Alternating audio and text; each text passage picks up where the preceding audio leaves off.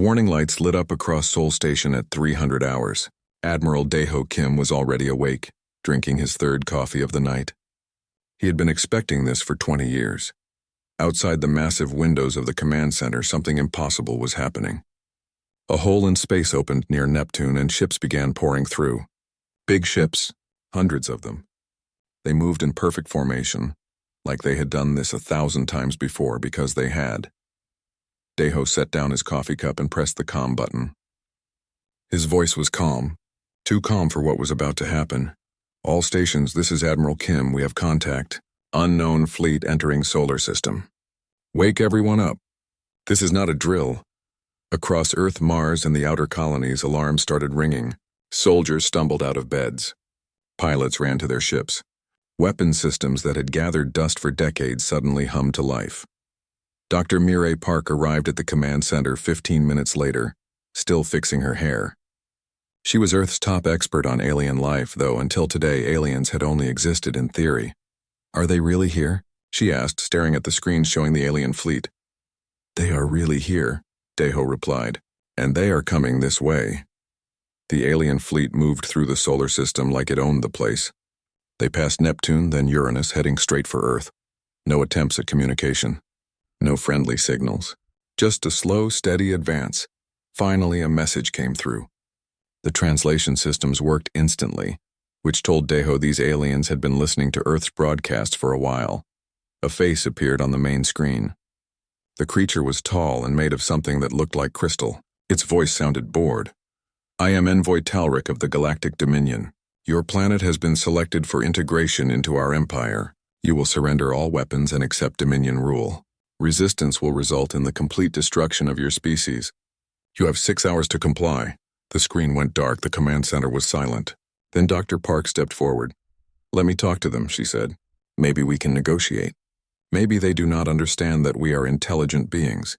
Maybe this is all a mistake. Daeho nodded. He had expected this too. Mirai was a good person who believed in good solutions. But Daeho had studied history. He knew how first contacts usually went when one side had all the power. Mirai opened a channel. She spoke carefully, using the most peaceful words she knew. She explained that humanity was a young species eager to learn, willing to cooperate. She asked for dialogue instead of demands. Talric listened. Then he laughed. It was not a kind laugh. You misunderstand your situation, primitive mammal. We have conquered 847 worlds. Your world will be 848. This is not a negotiation. This is a notification. Submit or die. The channel closed again.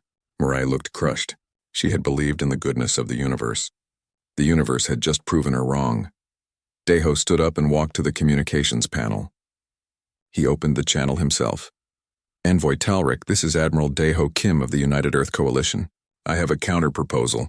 You can leave our solar system now while your ships are still intact, or you can stay and find out why humans have 300 words for war in our languages. There was a pause. When Talric spoke again, his voice had changed. The boredom was gone. Now there was confusion. You dare threaten the Dominion? You have primitive technology. You have no allies.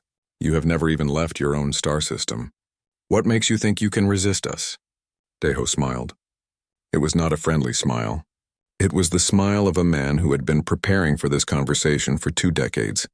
It was the smile of someone who knew a secret that was about to stop being secret. Because, Daeho said slowly, we were hoping you would say that. He pressed a button.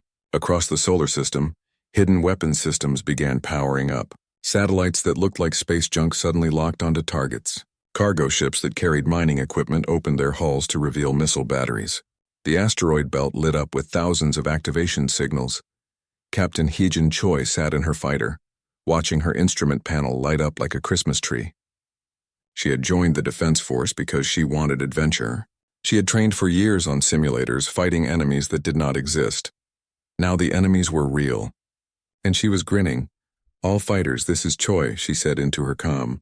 Weapons free. Let us show these crystal bastards what humans do best. Back on Seoul Station, Daeho watched his screens fill with tactical data. The Dominion fleet was still advancing, but their formation had changed. They were no longer moving like conquerors. They were moving like soldiers who had just realized they might have made a terrible mistake. Colonel Jun-Ho Lee appeared on the comm screen. His special forces team was already suited up and ready. "Admiral, the Voidbreakers are standing by. Just give us a target." Deho nodded. Then he opened the fleet-wide channel, speaking to every human soldier, pilot, and sailor in the solar system.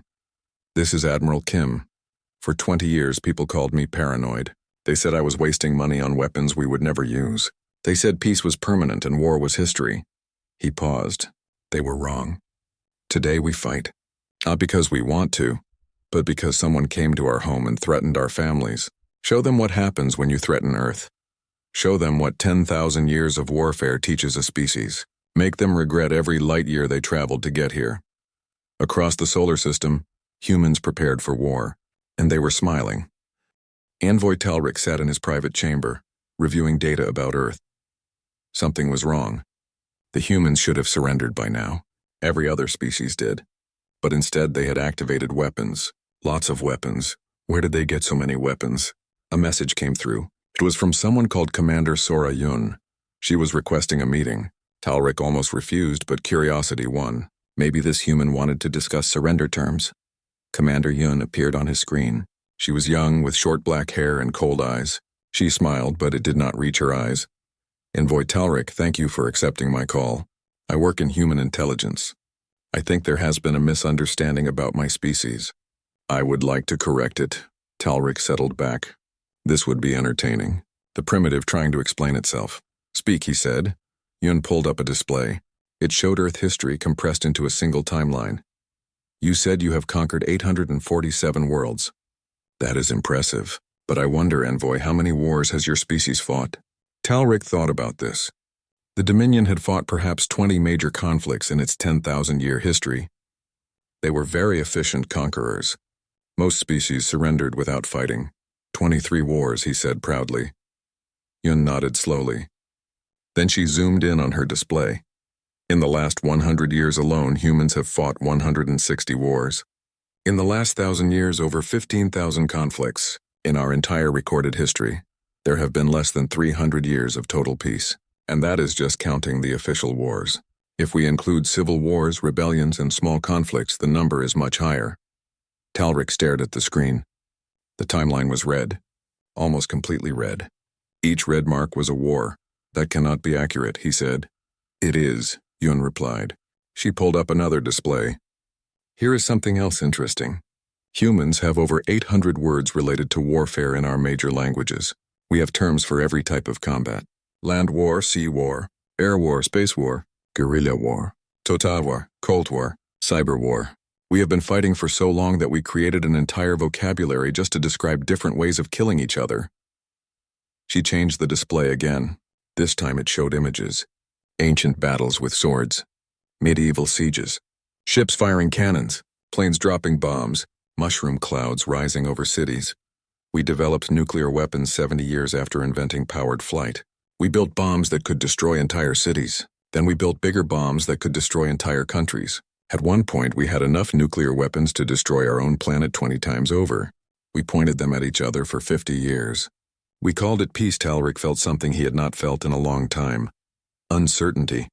"Why are you telling me this?" he asked. "Because you assumed we were weak. You assumed that because we have not left our solar system, we must be primitive. You assumed that because we have not conquered other worlds, we must be peaceful. You were wrong on both counts." She leaned forward and her smile disappeared. "We have not left our solar system because we have been too busy fighting each other. We have not conquered other worlds because we were still trying to figure out how not to destroy our own. But we learned, Envoy. We learned every lesson that warfare can teach. We learned tactics from 10,000 years of battle. We learned strategy from hundreds of failed empires. We learned logistics from world wars that killed millions. And we wrote it all down. Every mistake. Every success. Every trick. Every trap." Talric looked at his own tactical reports. His fleet had taken light damage in the first skirmish. Light damage against a species that should not have been able to damage them at all. "You are trying to frighten me," he said. "No," Yun replied. "I am trying to warn you. There is a difference." She pulled up one final image. It showed human children playing with toy soldiers. "Our children play war games for fun. We make movies about war for entertainment. We read books about war to relax. We teach military history in our schools. We build museums to remember our wars. War is not just part of our history, Envoy. It is part of our culture. It is part of who we are. The display changed one last time. It showed a quote in human writing, translated for Talric to read. If you want peace, prepare for war. That is an old human saying. We have been preparing for 2,000 years. You just happened to show up when we were ready. The call ended. Talric sat in silence, staring at the empty screen. Then he began composing an urgent message to Dominion Command. The message said 3 things. First, humans were not primitive. Second, humans were extremely dangerous. Third, the Dominion should withdraw immediately. He sent the message. The reply came back 3 hours later. It said 2 things. First, the Dominion did not retreat. Second, Talric was a coward who would be replaced if he sent another message like that. Talric looked out at the human solar system. Somewhere out there, Admiral Deho was planning his next move. Somewhere out there, Commander Yun was analyzing Dominion weaknesses. Somewhere out there, millions of humans were preparing for a war they had been training for their entire existence. And his own commanders thought he was a coward for being afraid. Talric did something he had never done before. He prayed, not to any god but to simple hope. He hoped that the Dominion would listen. He hoped that common sense would prevail. He hoped that his people would see reason before it was too late. But deep down, in a place he did not want to examine too closely, Talric knew the truth. Hope was not a strategy. And the Dominion was about to learn that lesson the hard way. General Taewon Han stood in the war room beneath Seoul Station, looking at displays that showed every defensive position in the solar system. He had been designing these defenses for 15 years. Today, they would finally be used. Around him, dozens of officers were coordinating the largest military operation in human history. Every ship, every weapon, every soldier, all moving according to plans that most people did not even know existed, because Admiral Deho had been called paranoid, because politicians had complained about military spending, because peaceful times made people forget that peace had to be defended. But Deho had not listened. He had built the weapons anyway. He had trained the soldiers anyway. He had prepared for a war that everyone said would never come. And now everyone was very glad he had.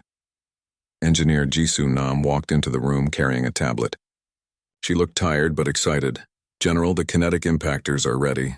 We have 37 asteroids positioned and locked onto Dominion fleet coordinates. We can accelerate them to 0.1 light speed within 6 hours. Taewon nodded. 0.1 light speed meant these asteroids would hit with the force of nuclear weapons.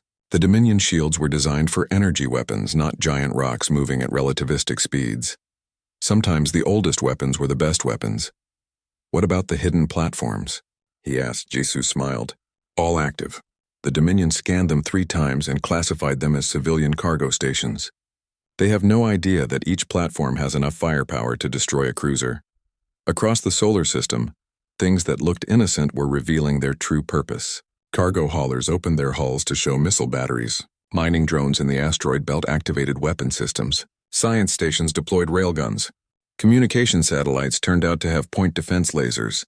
Everything was a weapon. Everything had always been a weapon.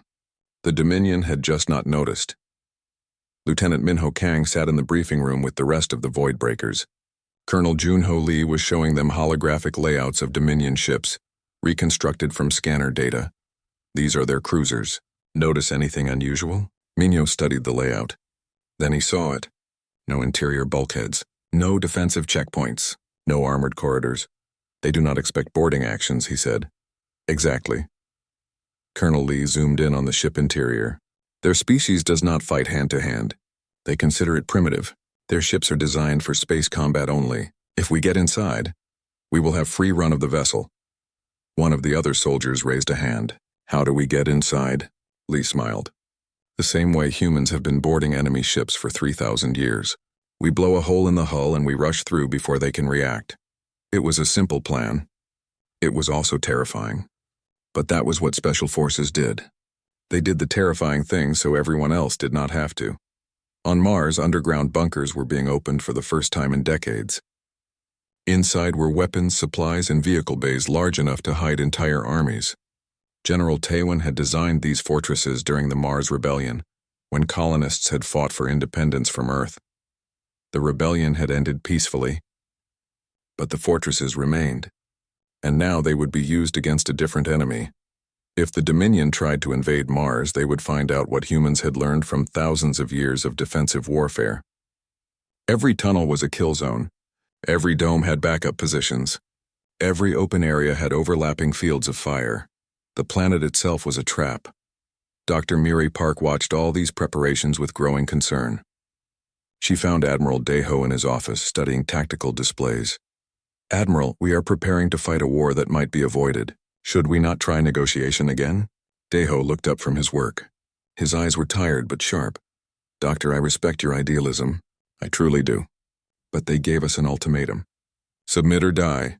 Those are not the words of someone interested in negotiation.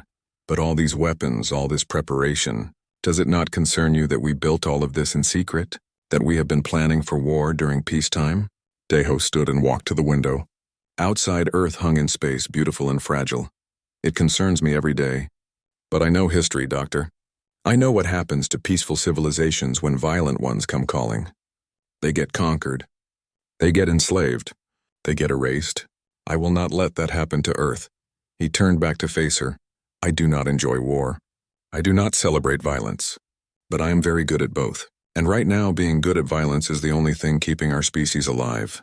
Mirai wanted to argue, but she looked at the tactical display showing the Dominion fleet. She thought about their casual arrogance, their assumption that humans would submit, their 847 conquered worlds. Maybe the Admiral was right. Maybe sometimes the only way to preserve peace was to be ready for war. The final pieces were falling into place.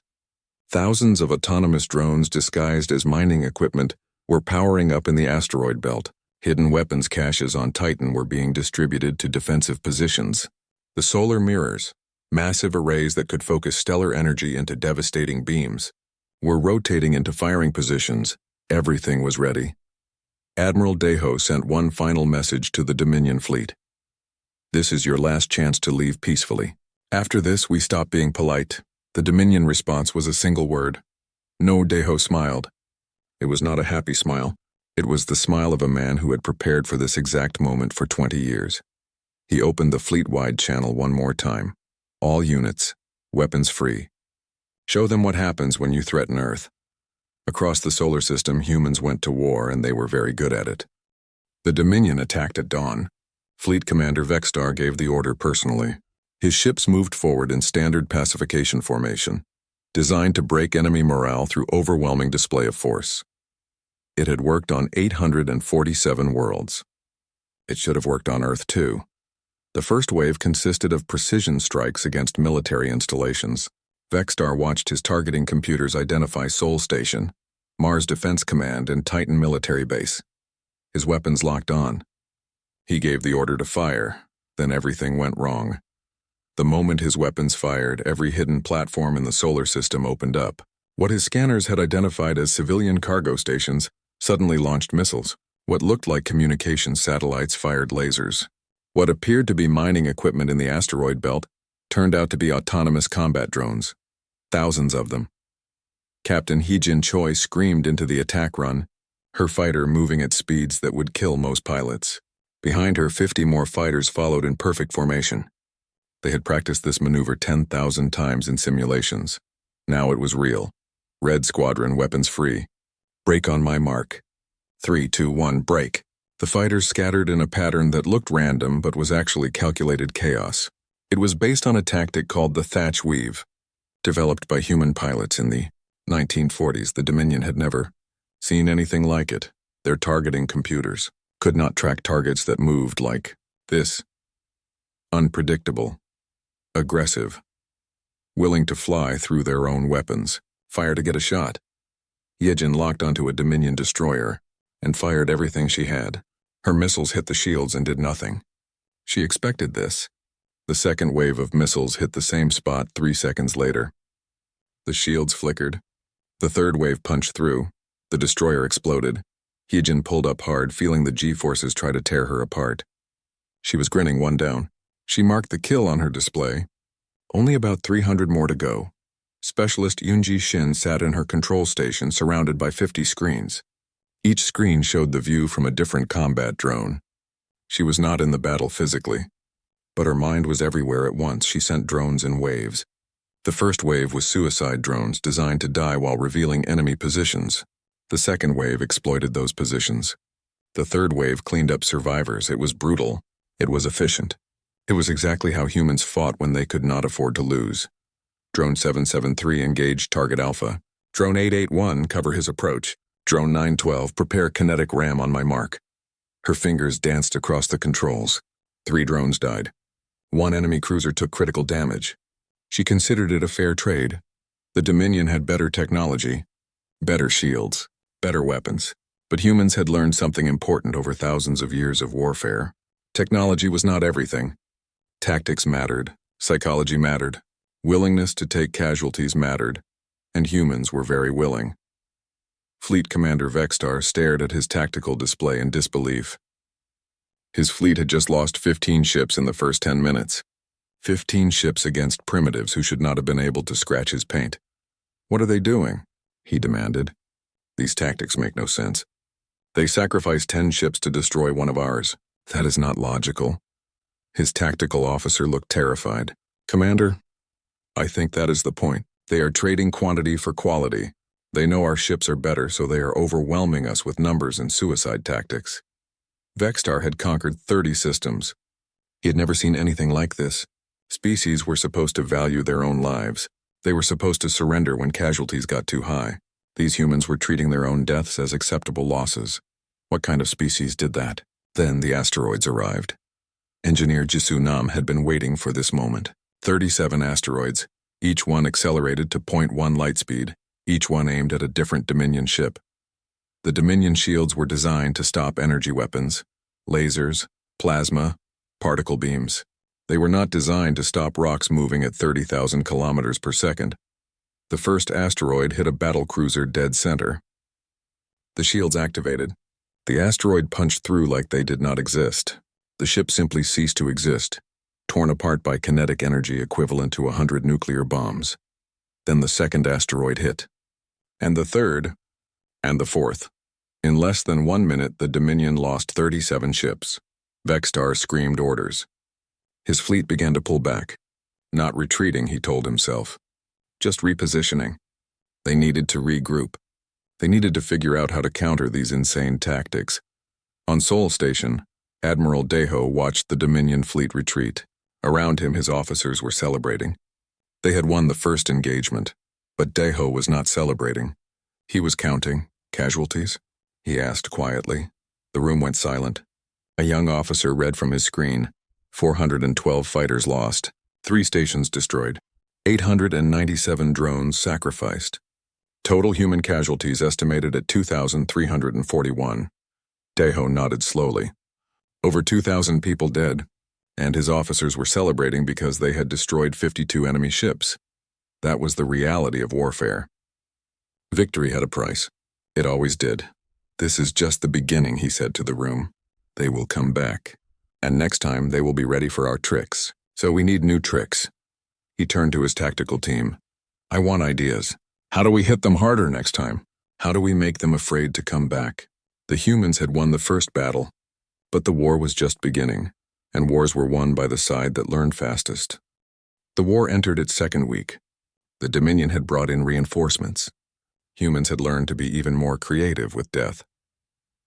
Colonel Junho Lee stood in the airlock checking his suit seals one final time. Behind him, 20 members of the Void Breakers were doing the same. They were about to do something the Dominion thought was impossible. They were going to board an enemy cruiser. The plan was simple in theory. Get close to the enemy ship, blow a hole in the hull, rush inside before they could respond, then fight room to room until they captured or destroyed the vessel. In practice, it was suicide. But humans had been doing suicide missions for thousands of years. "All right, people, listen up." The colonel's voice was calm over the comm. "These aliens have never fought hand to hand. Their ships have no interior defenses, no bulkheads, no choke points. Once we are inside, we own them. Remember your training. Move fast, clear every room, show no mercy." The transport ship brought them in close, disguised as debris from the last battle. The Dominion scanner saw wreckage. They did not see the 20 humans hiding inside. Contact in 10 seconds. Junho felt his heart racing. This was it. This was what every hour of training had prepared him for. 5 seconds, 3, breach. The shaped charge blew a hole in the cruiser hull. Air rushed out. The void breakers rushed in. What they found inside was chaos. The Dominion crew had no idea how to respond. They had weapons designed for long-range combat. In the narrow corridors, those weapons were useless, human weapons. Designed for close-quarters battle, were perfect. Junho led his team through the ship like a knife through water. Fast, brutal, efficient, every corner cleared. Every room secured. The Dominion soldiers tried to fight back, but they had never trained for this. They did not know how to hold ground. They did not know how to retreat in order. They just panicked and died. In 30 minutes, the void breakers controlled the ship. In 40 minutes, they had captured the command crew. In 1 hour, Colonel Lee was sending a message back to Seoul Station. Target secured. Repeat, target secured. Sending prisoners and intelligence data now. One of those prisoners was Corporal Seojin Bae.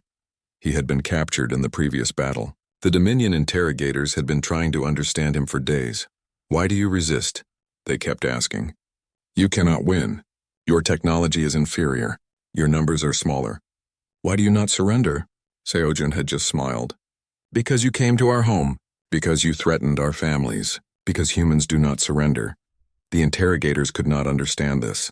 Their species surrendered when the odds were bad. It was logical. It was sensible. Dying for pride made no sense. But humans were not logical. And that made them terrifying. Dr. Yuna Kwan sat in her lab surrounded by screens showing Dominion communications. She had been listening to their chatter for 3 days. And she had discovered something wonderful. Their encryption was garbage, not just weak. Not just vulnerable. Actually terrible. The Dominion had never faced a species that could hack their systems. So they had never bothered to improve their security. Yuna had spent 20 years studying cyber warfare. She had learned techniques from hackers, criminals, and intelligence agencies across 3 planets. She knew 100 ways to break into computer systems. She only needed one. Admiral, she called Daeho on a secure channel. I am in their command network. I can read everything. Fleet positions, supply lines, battle plans. Even better, I can write to their systems. I can feed them false data.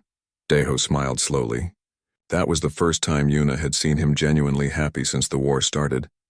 Dr. Kwan, you just became the most valuable person in this war. Tell me everything you can do. What followed was a masterclass in deception. Yuna made phantom human fleets appear on Dominion scanners. She sent false coordinates to their ships, making them waste fuel going to empty space. She edited their supply manifests so they thought they had more ammunition than they actually did. The Dominion started making mistakes. Big mistakes. They sent ships to defend empty stations.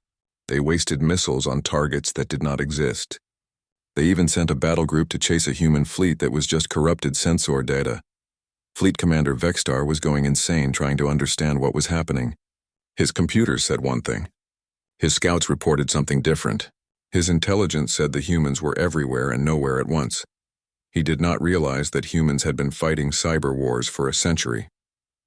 He did not realize that every tactic he was falling for had been used and countered 1,000 times on Earth. On Earth itself, General Taewon Han walked through defensive positions that made ancient fortresses look simple. Every approach to major cities was mined. Every open field had hidden weapon emplacements. Every building was designated for either defense or demolition. If the Dominion tried to invade Earth, they would have to fight for every meter. And humans had spent thousands of years learning how to defend their homes. The war was entering a new phase. The Dominion had superior technology, but humans had superior tactics. They had superior psychological warfare. They had 10,000 years of military history to draw from. Admiral Daeho held a briefing with his senior officers. The holographic display showed the current state of the war. The Dominion still had more ships, more firepower, more resources. But the momentum had shifted. We are winning, Captain Hyjin said. She had personally destroyed 8 enemy ships and was being called a hero. Daeho shook his head. We are surviving. That is not the same as winning. They can still glass our planets if they decide total destruction is acceptable. We need to end this war before they get desperate. How? Colonel Lee asked. Daeho looked at his officers. These were the best soldiers humanity had ever produced. Smart, tough, creative. willing to die for their species. We make them more afraid of us than they are of losing. We make them understand that conquering Earth will cost them more than we are worth. We make them want to leave." He smiled grimly. "And I have a plan for exactly how to do that." High Chancellor Korvax arrived in the solar system with a fleet 3 times larger than the first one. He was ancient, powerful, and had never lost a war. He looked at the reports of human resistance and dismissed them. Primitives could not defeat the Dominion. It was impossible. It had always been impossible. He gave the order for total assault. Every ship, every weapon, crush the humans completely. Admiral Deho had been waiting for this moment. The solar system had been transformed into the largest trap in human history. Every planet, every moon, every asteroid. Everything was a weapon or hiding a weapon. And now the trap would close. Engineer Jisoo Nam pressed the activation button for the solar mirrors. Massive arrays began rotating, focusing stellar energy from the sun itself. The concentrated beams were hot enough to melt starship armor in seconds. The first beam caught a Dominion battleship. The ship shields flared, then failed. Then the ship simply vaporized. Mirror 2, fire. Mirror 3, fire. Mirror 4, fire. One by one, the most advanced weapon humanity had ever built turned the sun into their artillery. The Dominion fleet scattered, trying to avoid the beams. But that was the point. Make them move into the kill zones. General Taewon Han watched from Mars as the Dominion tried a ground assault. Troop carriers descended toward Earth, protected by heavy shields. They thought they could land soldiers and conquer the planet the old-fashioned way. They were wrong. The moment the first transport entered Earth atmosphere, it flew into a storm of anti-aircraft fire. Missiles, railguns, laser batteries, energy weapons, kinetic weapons, everything humans had invented for shooting things out of the sky. 20 transports made it through. They landed in what looked like open fields. Perfect landing zones. Then the fields exploded. Taewon had mined every possible landing site within 100 kilometers of major cities. The Dominion soldiers who survived the explosions found themselves in prepared kill zones. Hidden bunkers opened fire from 3 sides. Artillery began dropping shells with precision guidance. Drone swarms descended like angry insects. The Dominion had better armor, better weapons, better physical capabilities. But they had never fought like this. They had never faced an enemy that turned the entire environment into a weapon. In space, Captain Hyejin led the final fighter assault. Her squadron was down to 30 ships. She had started the war with 200. But those 30 pilots were the best humanity had. They had survived everything the Dominion could throw at them. Now they had one target. The flagship. High Chancellor Korvax himself. Red Squadron, this is Choi. The Chancellor's ship is heavily defended. We will not all make it through. But we only need one of us to succeed. For Earth, for humanity. Let us show them what we are made of. The fighters screamed toward the flagship. Point defense lasers cut down 10 of them in the first 30 seconds. Another 8 died breaking through the shield layers. The remaining 12 kept coming. Hyejin felt her ship take damage. Alarms screamed. Her co-pilot was dead. Half her systems were offline. She kept flying. 5 fighters left. 3, 2. Hyejin was the last one. Her fighter was falling apart around her. But she was close enough. She locked every remaining weapon on the flagship bridge and fired everything at once. The missiles hit. The bridge shields failed. And suddenly High Chancellor Korvax was staring at death for the first time in his very long life. But Hyejin did not kill him. At the last second, she veered off. Her fighter exploded from accumulated damage, but she had already ejected. Floating in space, she watched the crippled flagship drift, because Admiral Deho had a better plan than killing the Chancellor. Ambassador Jiwon Ro opened a channel to the flagship. She was human diplomat trained in negotiation, but today she was not negotiating. She was delivering terms. High Chancellor Korvax, this is Ambassador Ro of the United Earth Coalition. Your flagship is crippled. Your fleet is scattered. Your ground forces are destroyed. We have demonstrated that we can kill you whenever we choose. She paused, letting that sink in. Here are our terms. Your fleet will withdraw from our solar system immediately. You will broadcast a message to the entire Galactic Dominion explaining that Earth is unconquerable. You will declare that any future attack on humanity will be met with total war. Do this and we will let you live. Refuse, and we will broadcast your death to your entire empire. Korvac sat in his damaged bridge, surrounded by dead crew members. He looked at the tactical displays. The human fleet was smaller, less advanced. By every logical measure, he should still be winning. But logic did not account for insanity. Logic did not account for a species that treated death as an acceptable tactic.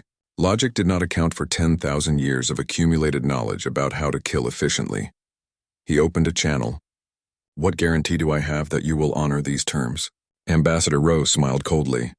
You have no guarantee, but you have seen what happens when you threaten humanity. Do you really want to find out what happens when we get serious? Korvax realized something terrifying. This entire war had been humanity playing defense. They had not attacked Dominion territory. They had not tried to invade. They had simply made the solar system too expensive to conquer. What would they do on offense? He did not want to find out. I accept your terms. 2 hours later, the Dominion fleet began its withdrawal. They moved slowly, damaged ships limping toward the wormhole near Neptune. Behind them, human forces did not celebrate. They watched. They waited. They made sure the enemy actually left. Admiral Deho watched from Sol Station as the last Dominion ship disappeared through the wormhole. Then and only then did he allow himself to relax. We did it, Captain Heejin said. She had been rescued from space and was already back on duty. We actually won. Deho looked at the casualty reports. 12,000 humans dead, hundreds of ships destroyed, 3 stations gone, countless resources expended. Is this what winning looks like? He asked quietly. The room went silent. Then Dr. Mireille Park spoke up. She had opposed the military buildup from the beginning, but she had watched the war. She had seen what happened when diplomacy failed. Yes, Admiral, this is what winning looks like. Because the alternative was extinction, Deho nodded slowly. The war was over. Earth had survived, but the galaxy had changed, and humanity's role in it was just beginning. 3 months after the Dominion withdrawal, the first alien visitors arrived at Earth. But these were not invaders. These were refugees. They came from a world called Terria, one of the 847 systems conquered by the Dominion. They had heard the broadcasts. They knew that one species had fought the Dominion and won. They came seeking help, or more accurately, they came seeking weapons. Senator Hannah Lim stood before the United Earth Council, arguing about humanity's future. The debate had been going on for weeks. What should Earth do now? Hide behind their defenses? Reach out to other species? Become galactic peacekeepers? Or worse, become conquerors themselves? We have proven we can fight, Senator Lim said. Now we must decide what we fight for. Do we use our military knowledge to help others? Or do we keep it to ourselves and hope the galaxy leaves us alone? The council was divided. Some wanted isolation, some wanted expansion. Dr. Mireille Park wanted immediate diplomatic relations with every species they could contact. Admiral Deho wanted to maintain military readiness above all else. The decision came down to a vote. By a narrow margin, the council approved Senator Lim's proposal. Earth would offer military assistance to any species threatened by oppression. Not as conquerors, not as empire builders. As defenders, the Galactic Defense Initiative was born. Admiral Deho was promoted to Supreme, commander of the GDI. His first act was to establish training, facilities on Earth and Mars. His second act was to begin accepting applications from alien species who wanted to learn human military doctrine. The first class had representatives from 12 different worlds. They arrived nervous, uncertain, hoping that humans could teach them something useful. General Taewan Han looked at his new students. They were nothing like humans. Different biologies, different psychologies, different ways of thinking. But they all had one thing in common. They wanted to learn how to fight back. Welcome to basic training. I am General Han. Over the next 6 months, I will teach you everything humans have learned about warfare in 10,000 years. You will not enjoy this. You will want to quit. Some of you will fail, but those who succeed will return to your worlds with the knowledge to defend them. He paused, looking at each student. The first lesson is this. War is not about having better weapons. It is about being willing to use the weapons you have more effectively than your enemy. It is about thinking faster, moving faster, adapting faster. It is about turning every disadvantage into an advantage. That is what humans do. That is what you will learn to do. The training was brutal. Taewan did not go easy on them. He taught them tactics from ancient Earth battles. He taught them modern special operations. He taught them cyber warfare and psychological operations. He taught them that honor was worthless if you were dead. Many quit, but those who remained became something new. They learned to think like humans. They learned that war was a puzzle to solve, not a ritual to perform. Colonel Junho Lee found himself training a special unit of aliens in boarding operations. They were terrible at first. Their species had never fought in close quarters. But Lee was patient. He showed them footage of human Marines clearing buildings. He taught them room-clearing techniques developed over centuries. Slowly, they improved. They would never be as good as humans at this kind of fighting, but they did not need to be. They just needed to be better than the Dominion. Dr. Yuna Kwan taught cyber warfare to a group of aliens whose species communicated through electrical signals. They were naturals. Within weeks, they had mastered techniques that took humans years to develop. She realized that different species would excel at different types of warfare. That was the secret. Humans were good at war because they had been doing it forever. But other species could learn. They could adapt human tactics to their own strengths. 6 months after training began, the first GDI task force departed Earth. It consisted of 3 human ships and 5 alien vessels. Their mission was to liberate one of the Dominion-conquered worlds. Admiral Deho watched them go. He felt old, tired, the war had aged him. But he also felt something else. Pride. Not in the violence, not in the killing, but in the fact that humanity had chosen to use their knowledge to help others rather than dominate them. Dr. Mireille Park joined him at the observation window. She had spent the last months establishing diplomatic relationships with a dozen new species. Her dream of peaceful coexistence was finally happening, just not the way she had imagined. "I was wrong about you," she said to Deho. "I thought your paranoia would destroy us. Instead, it saved us." Deho shook his head. "You were not wrong. Peace should always be the goal, but peace without the ability to defend it is just waiting to be conquered. We need both. Diplomats like you and soldiers like me." He looked out at the stars. Somewhere out there, the Dominion was still powerful. Somewhere out there, other threats existed. But now humanity was not alone. They had allies. They had purpose. The first reports came back from the Liberation mission. Success. The GDI forces had freed an entire world using tactics learned from humans. The Dominion garrison had surrendered without major casualties. They had been expecting a fight like their previous conquests. Instead, they faced an enemy that fought like humans. It was over before it began. More species began arriving at Earth. More students enrolled in the military academies. More worlds asked for help. Humanity had become what they never expected to be.